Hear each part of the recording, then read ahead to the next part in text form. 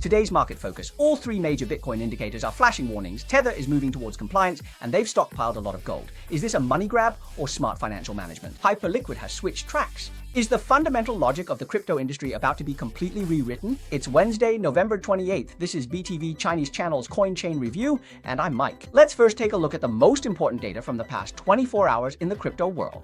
In the past couple of days, Bitcoin has been moving sideways again, fluctuating between 87,000 and 89,000. This is exactly the price range where the TF big players are repeatedly making moves on the surface. Their average entry price is 86,600, so this level is extremely awkward. They're not really making money, but they're not exactly losing either. So the whole market is thinking about how to break even and how to get out. Everyone has their own hidden agenda. So from last October until now, over $6 billion have flowed out of the entire crypto market. And this is the first time since these institutional players entered the market that they've experienced such a prolonged period of outflow. But we need to see what's really going on beneath the surface. That's how the headlines are. Look, money is flowing out, but the coin price is still inching upward. What does that tell us? It's all those timid speculators who entered at the end of the cycle that are running away. The real tough players are still lying in wait. So this price around $88,000 is basically the psychological bottom line for the whole market. As long as the price floats above this cost line, those older folks who bought ETFs won't have their enthusiasm extinguished just yet. But if 88,000 gets broken, those who have just broken even won't talk to you about faith. They'll definitely be the first to cut their positions to save themselves. Right now, it's not about whether the market goes up or down. It's about testing just how much resolve these institutions really have. Let's take another look. On Binance's big ledger, the average acquisition price, that is the realized price, has now risen to $62,000. Previously, this number was $42,000, and back then, everyone thought $42,000 was still a long way off. But after all the big players, ETFs, and institutions bulldozed their way in, they forcibly pushed everyone's holding cost up to $62,000. So this price is now the bottom line for this round's market makers in Wales. Have you noticed that even though the market has been extremely volatile these past couple of days, the price is still far from 62,000? At the very least, this shows that at 88,000, there aren't many people willing to sell anymore. Everyone agrees that Bitcoin is more expensive now than before, so we can't keep using the old price charts to look for bottoms at 40,000, 50,000, or 30,000 anymore. Now, 62,000 is the new 42,000, it's the new lifeline. If the price really drops to 62,000, that will be the most crucial battleground of this cycle. If we can hold that level, we'll keep singing and dancing, and the upward trend can continue. But if we can't even hold that line, then we'll really need to think things over carefully, check the books, and see if the big institutions have flipped the whole table over. Alright, let's take a look. Recently, Nexo released a new pawnshop list which shows how many people are staking. In times like these, people who have been living off loans and collateral have finally come to their senses. The proportion of Bitcoin used as collateral has returned to 66%, the highest level since 2025. Let's look at the breakdown. Bitcoin makes up more than half. Ethereum accounts for 12%, and all the other miscellaneous altcoins are being reduced. What does this tell us? It means everyone's feeling insecure now and doesn't dare to take risks anymore. In the past, it was all about who had the guts. People would pledge any token, even ones they'd never heard of, borrow money, and leverage up without hesitation. But now with the market getting shaky, everyone realizes that Bitcoin is still the most reliable. At least it's less likely to get liquidated, right? But this doesn't mean people want to ramp up leverage and go all in again. Instead, everyone's just buying insurance for their loans, looking for some stability. So this isn't a signal for a big surge. It's more like everyone's hunkering down and waiting out the storm. Only when people start boldly pledging altcoins again, that's when the current crop of CEOs will come out to spin stories and get ready to fleece the newcomers. Right now, everyone is just sticking to Bitcoin, the hardest asset out there. Alright, please like and turn on the notification bell. Now that we've sorted out the data, let's move on to the news. Today's headline is about Tether. Tether, this stablecoin, was originally issued in partnership with a major exchange. Back then, it served as a safe haven for crypto-to-crypto trading, a stablecoin. Who would have thought that Tether would grow so big? Now, stablecoins account for half of the total market cap in the crypto world, right? So now, at the end of 2025, Tether did something. Do you know why gold has surged so much? They bought 27 tons of physical gold, and now they've become one of the top gold holders in the world. So now it's clear that Tether is no longer satisfied with just being a money printing machine as a substitute for the US dollar.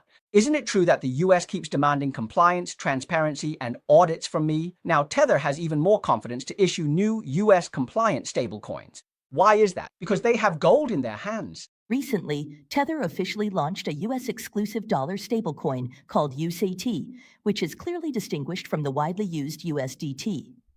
USDT is issued and operated in compliance by a federally chartered digital asset bank in the United States, fully aligned with the Genius Act regulatory framework, and will first be listed on platforms such as Bybit, Kraken, and HKEX.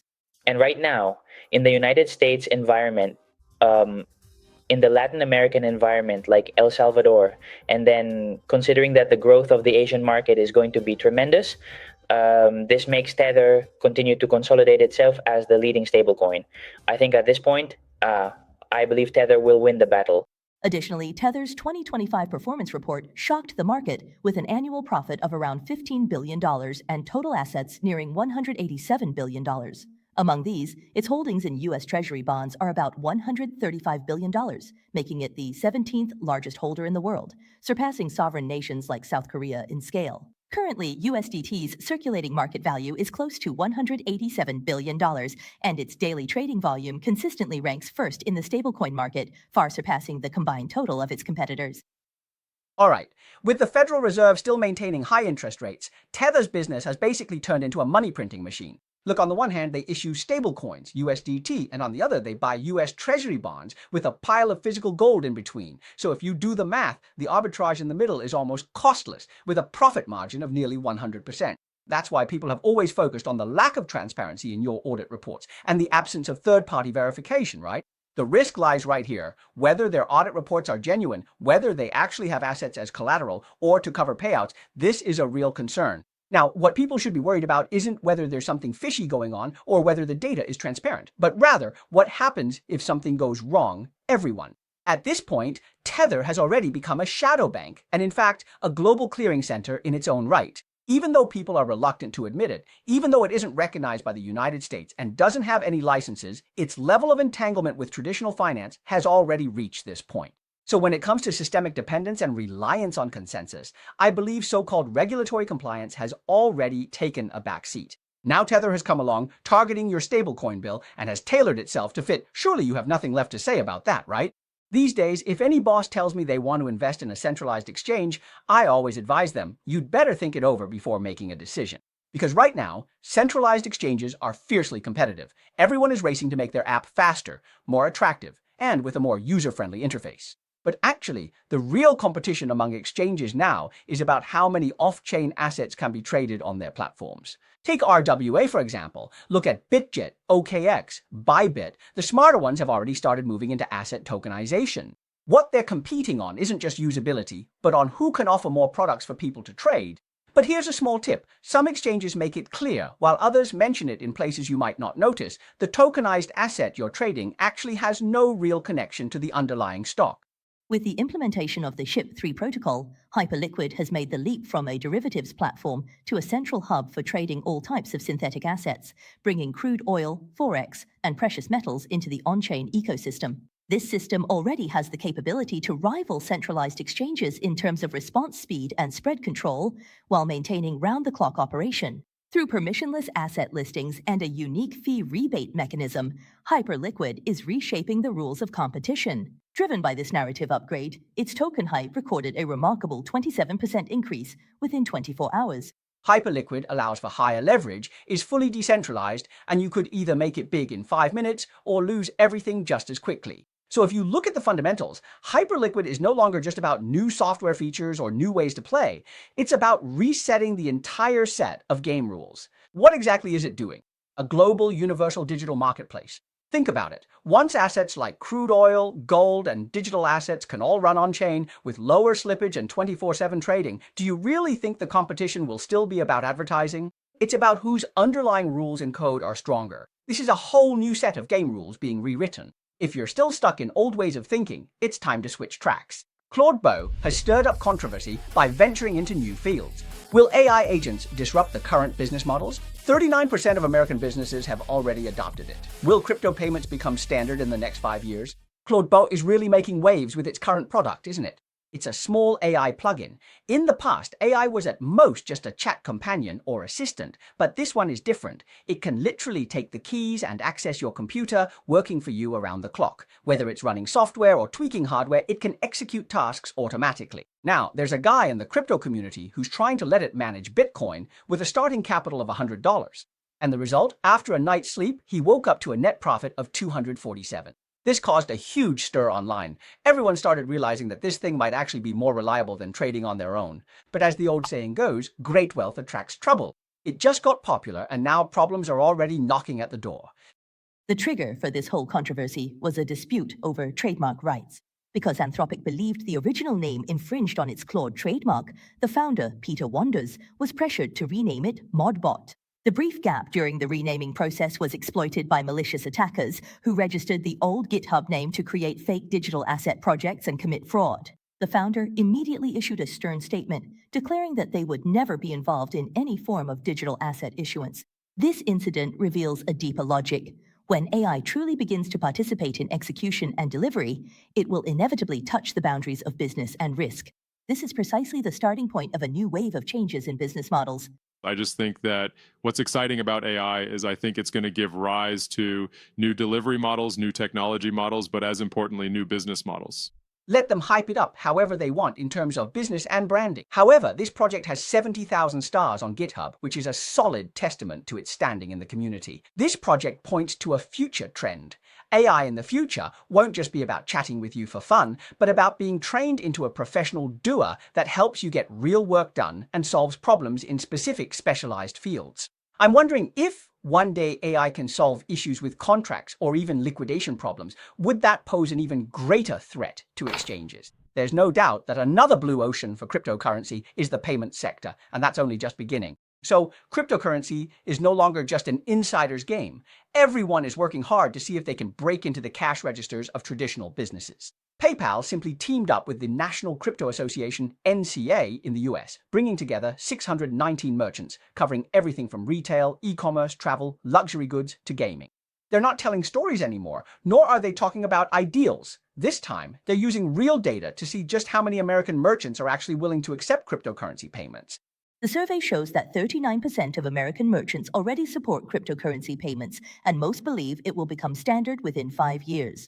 88% of merchants have been asked by customers whether they accept cryptocurrency payments, and 69% of them receive such requests almost every month. Among merchants who have already adopted crypto payments, about 26% of their sales come from these transactions, and 72% say their transaction volume is still growing. The adoption rate is led by the hotel and tourism industry at 81%, followed by digital goods, gaming, and luxury goods at 76%, while retail and e-commerce have also reached 69%. PayPal is moving deeper into crypto, rolling out a service today that would allow U.S. merchants to accept more than 100 cryptocurrencies for payments. The goal? PayPal says it aims to offer cheaper and faster cross-border payments compared to traditional card payment methods. Alright, the data on merchant adoption actually looks pretty good, over 60%, but how many people will actually use this service? If, like before, you still have to pay high cross-border or settlement fees, I believe that aside from young people, the older generation with old money definitely won't choose it. Unless PayPal's involvement can make the fees as low and the transactions as fast as traditional bank card payments, while also being compliant and secure. In that case, I think it's only a matter of time before users come on board. Alright, let's look at the news briefs. SoftBank is getting ready to make another big bet. On the 28th, news broke that they're in talks with OpenAI for a new round of investment, with the amount reaching up to $30 billion. Masayoshi Son continues to place his chips on the AI table. There is one less Web3 game now. Decrypt, the free RPG Forgotten Runers on Rune, abruptly suspended its official servers this Tuesday. Players had not even finished their dungeons before the servers went offline. This drop in computing power wasn't caused by the market, but rather got kicked down by the weather. Bitcoin's hash rate fell from 1.16 zettahashes per second to 690 exahashes per second, then rebounded to 859 exahashes per second. The winter storm in the US pushed the power grid to its limits. Mining pools didn't want to shut down, but the electricity supply was cut off, so the hash rate had to take a back seat. Nvidia has made another move. According to Reuters, it directly invested $2.1 billion in CoreWeave, instantly becoming the second largest shareholder. The goal is simple: to build out the foundation for US data centers and AI computing power faster and more securely. There's one less player in the NFT space. On January 28th, the social NFT platform Radio officially announced it would gradually shut down, becoming the second project to exit this week. The stage is being cleared, and the excitement is clearly cooling off. In this circle, especially newcomers, often think they're like Zhuge Liang and believe they should pocket every bit of profit from market fluctuations. But over time, you'll realize that the market truly rewards those who can hold back when they need to. Don't chase after those so-called strategies about buying at the top or the bottom. Those stories have been told 1,000 times, and they're just like fairy tales. And never try to show off your conviction and logic when there's no liquidity and no one around. It's often those choices that seem like you're doing nothing at all that actually become the real source of profit.